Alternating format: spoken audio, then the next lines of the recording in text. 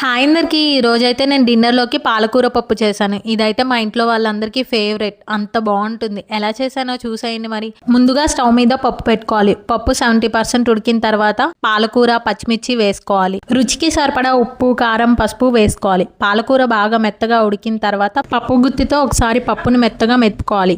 మరీ మెత్తగా కాకుండా కొంచెం గింజలు కనిపించేలా చేసుకుంటే పప్పు ఇంకా బాగుంటుంది. ఇంకా చివరిగా తాలింపు పెట్టుకోవడమే. తాలింపులోకి ఉల్లిపాయలు, కరివేపాకు, జీలకర్ర, ఎండుమిర్చి, కొద్దిగా ఇంగువ వేసుకొని తాలింపు పెట్టుకుంటే టేస్ట్ మాత్రం చాలా బాగుంటుంది. ఇంకా ఈ తాలింపును పప్పులో వేసేస్తాను. చివరిలో కొంచెం నిమ్మరసం పిండితే అబ్బా, ఈ పాలకూర పప్పుకి వచ్చే టేస్టే వేరు. పప్పు తాలింపు పెట్టేటప్పుడు మంచి స్మెల్ వస్తుంది. మీలో ఎంతమందికి ఈ స్మెల్ అంటే ఇష్టమో నాకు కమెంట్ చేయండి. అసలు ఇంట్లో అందరికీ నచ్చే వంటకం చేయడమే ఒక ఎత్తు అయితే వాళ్ళు తింటూ చాలా బాగుందని చెప్పడం ఇంకో ఎత్తు కదా. నేను ఎందుకు ఈ మాట అంటున్నానంటే మా పాపకి ఇంకా 3 ఏళ్ళు కూడా నిండలేదు, కానీ నా వంటలకు వంక పెట్టే పెద్ద ఆవిడ అయిపోయింది. అమ్మ, కూరలో ఉప్పు చాలలేదు.